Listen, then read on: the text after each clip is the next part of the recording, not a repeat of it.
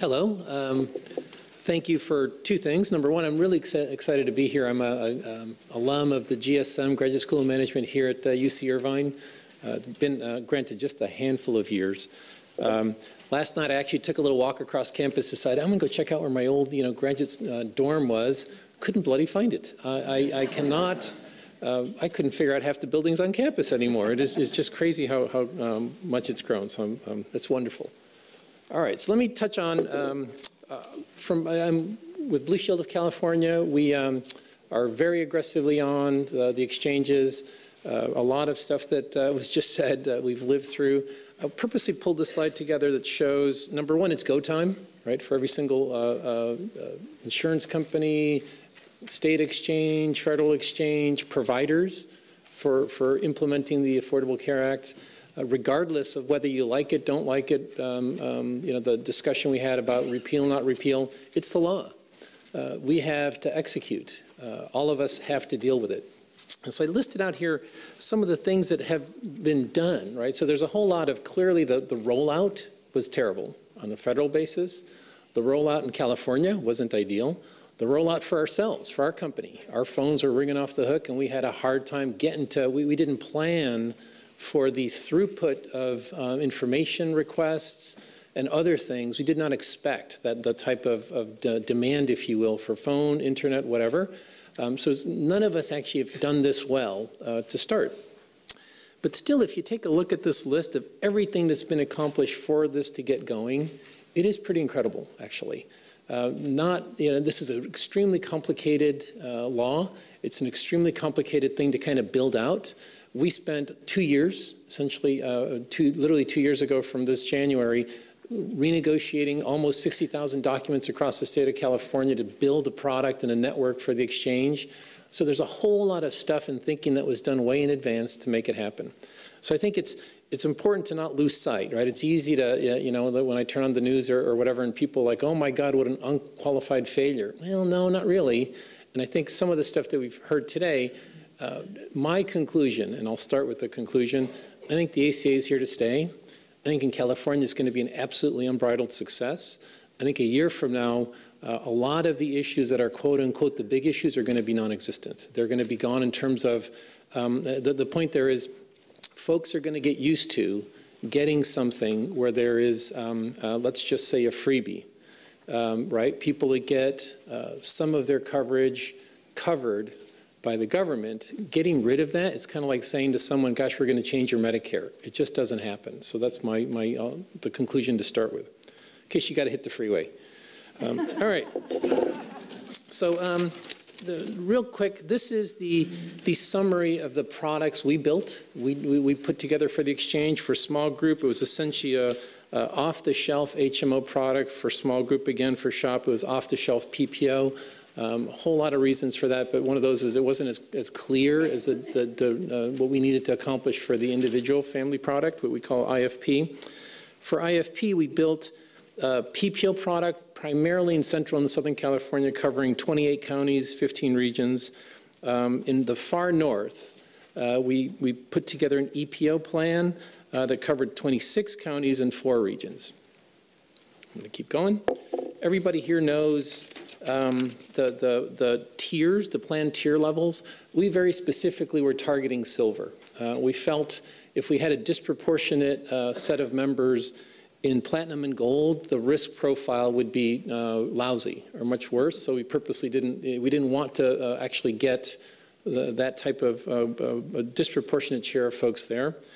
We also were worried about bronze because a lot of the providers we were talking to had a big issue in terms of a legitimate concern in terms of bad debt. If members have to pay 40% out of pocket, that's a lot. And historically, hospitals and providers don't get to collect all the money they're due. So we purposely didn't want to ideally target members there either. Let me go to this. So let me, I said this a year ago, and this is an absolute, still the same, right? So if you look at this, the point here is there is nothing in the Affordable Care Act that makes costs cheaper. Not one single thing. There is one thing that it created, impetus for market-based competition that it was the catalyst for. But when you look at how do you set premium rates are specifically age 3-to-1 ratio. Historically, we used to use 5-to-1, sometimes 7-to-1 in some markets ourselves. Zip code, household size and income, tier selected, and substantially richer benefits. So if you go back to the very first page of my talk, there's a whole lot of richer benefits. Rates are not based on health status, so medical underwriting is not necessary. Historically, it was. Gender, pre-existing conditions, or tobacco usage. So let me just touch on real quick on a couple topics that were talked about earlier. Cost sharing. For us, a year ago, or for years, the product we sold in individuals. So it's kind of hard to compare group employer coverage to individual coverage, especially here in California. We sold high deductible plans for individual. Those deductibles were higher than what we're selling today on Covered California. The benefits were much less rich. So there's no question that there's an issue with folks losing their plan, but at the end of the day, it's a pickup. For us, for the people that previously bought from Blue Shield, it's a pickup. The benefits are richer. The deductibles and out-of-pocket are smaller. That's not to say that they're not big, right? Totally understand that. But it is important to note, relative, so it's not a fair comparison to compare individual plans to group large employer plans. Totally different markets. And so the last thing here, the need for what's driving premium. So a year ago also, my own expectation was we were going to have just massive premium increases given the rate of all the unique benefit, enrichments, if you will. That's why we went out to the marketplace, talked to essentially every provider in the state, and asked for a decrement for this product line. And so that is exactly the one thing that the Affordable Care Act has created. It allowed, like in California, there's 13 plans that compete. We then went out to all providers, and they had to compete for this business. So let me give you a quick anecdote. I chatted just last week, actually, with the CEO of a large hospital system. They had, last year, a little over $100 million in commercial individual revenue from health plans at a very high profit margin for those members. So in other words, 45% above their cost to charge ratio. They chose, when I personally talked to them a year ago, January, they said, no, we're not doing this. We're not dropping our rate. You want us, you add us, as is, period, end of story. We said, okay, forget it. Thank you. They didn't sign up with anyone. They're not with any health plan on the exchanges. Well, over $100 million worth of highly profitable business walked away. One of their competitors in their market signed a contract with us and others. That business is now going to go there. And so what it's done is, what we have is marketplace, market-based competition at the provider level, not just at a health plan level. And without it, there's no way to get the premiums down. So when it comes down to the dialogue on narrow networks, plain and simple, without them, this is a fiasco. And so again, my second suggestion here is narrow networks are here to stay, period. Without them, you can't do this. You cannot make the network small. You can't deliver the same level of benefits at a competitive price without having competition between providers for it. That's just my own suggestion. Okay, I'll keep going. So again, a couple of simply, our PPO plan in 28 counties, no referral, totally basic. EPO, you see the totally basic. The nuance is we put an EPO in Northern California, and it plain and simple has been a terrible lack of success, a failure. That's one reason why I think you see such poor membership growth for us. And I think in general, we were priced number 1 or 2 in almost every one of those counties and those regions in Northern Cal. But because we have an EPO, and it's frankly complicated to understand for members especially, and it's actually even, we found, our customer service people were having trouble explaining it. So imagine picking up the phone, waiting an hour on the line, getting through to someone, I want information on this, and they go, well, not surprisingly, we didn't sell much in Northern California, in the far north. Okay, so this is just California carved up with where we have all our networks. The PPO, as you can see, is the dark blue. 28 counties, 15 pricing regions. We were very well positioned price-wise. We had a very robust network, so we had 75% of our full hospital network. Over 60%, I think we're at 63% for the professional side, the physician network. It's a straight PPO. In northern, the far north, the light blue, 26 counties, we did an EPO, and it plain and simple hasn't done very well at all. One of the things we're going to focus on doing is flipping those counties to a PPO product next year versus keeping it as an EPO, because it's just hard for people to grasp and understand. Let's see. Oh, and there's 4 counties, Monterey, Alpine, Yuba, and Sutter County, that we didn't file anything at all. Plain and simple, we couldn't build a network that was viable, so we opted not to file that. Oops, I forgot to click that, sorry. Give you a moment to read those. Okay, moment's up. All right, so now if we move forward, so how have the exchanges been going? So there are a couple things. On the national side, we've heard many times, let's see if the numbers are updated. 3.3 million across on a national basis. The latest info I got in covered California, I just picked it up yesterday, was 758,000 in the state have signed up through covered California. So the number, it's growing like crazy. On the national side, one thing that I think is going to occur in many of the states that didn't augment Medicaid. The folks that are in that line above Medicaid and below the 138 FPL, federal poverty level, where they would qualify for subsidies on the exchange, there's a tangible number of those folks in many rural and southern states. My own sense is there's going to be a groundswell of pressure that those folks that are kind of on, that have no way to buy insurance, they can't afford it, but they don't qualify for Medicaid and they're not above that 138, to press on their governments, their state governments, to take the Medicaid expansion.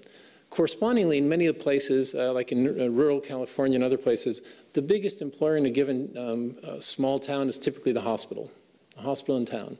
They have a problem, right? So DSH payments are going down, but you've got a bucket of people that are going to have a lot of bad debt because they can't get coverage. I think what you're going to find, and this is my own personal supposition, another year and a half, that pressure is going to build, and I think many of those folks, if not most of them, are going to find a way to do Medicaid expansion. I think and if and when that happens, then I think the ACA in most states, the vast majority of states, it's going to be completely here to stay. In California, we've had a rousing success. So 758,000 members so far. The majority, the big chunk, has come in silver, which is very good, as you just heard. I think it's important because these are folks that get a subsidy, and I think we're starting to see ourselves an awful lot more folks that are new entrants. And so the other part there being new entrants, these are folks that didn't have coverage. So not having a specific doctor or specific hospital in the network doesn't impact them. They want coverage. They had no coverage other than an ER. Having who they can get is a positive thing, right? So that's actually the sweet spot here for the ACA. We've seen the one big kind of worry point that I have is the percentage of members that are in the 19 to 29 years of age. For us, we're about 16% of the members that have signed up with us. That's low. Our projections, we need 27%. So we have a ways to go for that for the math to work out for us on a long-term basis, and that kind of gets to the 3 R's, right? It is critical. One of the other speakers earlier said maybe it's not that important. For us, our health plans, it's critical for these things to work. Or the risk is, so if you don't have the 3 R's, and we have a disproportionately low number of young people, but a much higher number of older folks that have higher acuities, we're going to lose our shirts, or have to increase premiums enormously next year, right? So having the 3 R's allows you to be much more aggressive in going forward into this. So that really is a critical item for health plans, and it was for us. Enrollment got off to a slow start. I mentioned it. We had issues. I think every health plan in the state has had issues. It's starting to get better. And the one thing, let me give another anecdote, on how desired this is. We had, a couple, I think it was like 10 days ago in my office, I got a call from the receptionist downstairs saying there's a gentleman down here who is got a check and wants to pay for his insurance. And, we don't have the wherewithal to collect checks, right? It's not how we do it. So I went downstairs, and there's this gentleman, I signed up, I drove down from Santa Barbara, and I want coverage, and here's a check.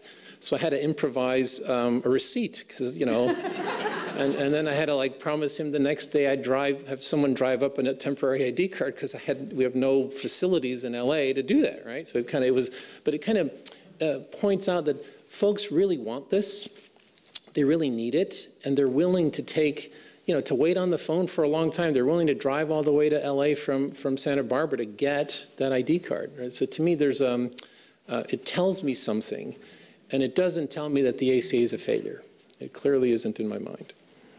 Okay, in terms of what's next, there's a whole lot of words in this one portion here, but essentially, let me translate it. We just signed a contract with a big system to do 6 PPO ACOs specifically for the exchange. Can't say the name yet because we filed it with the DMHC and haven't gotten approval. But what we're expecting to do is do an awful lot more of those. And that allows actually for kind of integration between a health plan, the hospital that has those members in their geography, and the doctors that see them.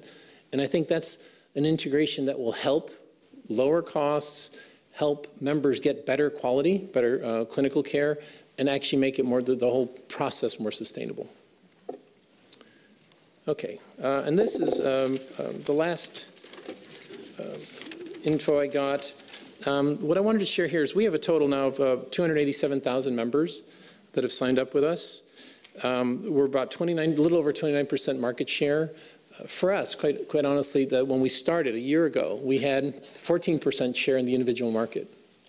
So we pushed very aggressively to build out a product and a network that covered the whole state. And now we've more than doubled our market share. So the market force for competition pushed us to be aggressive to go get some members. We've done that. Now, obviously, we have to manage them, right? We have to make sure, number one, they get ID cards, they see doctors, the clinical quality is what it needs to be, et cetera.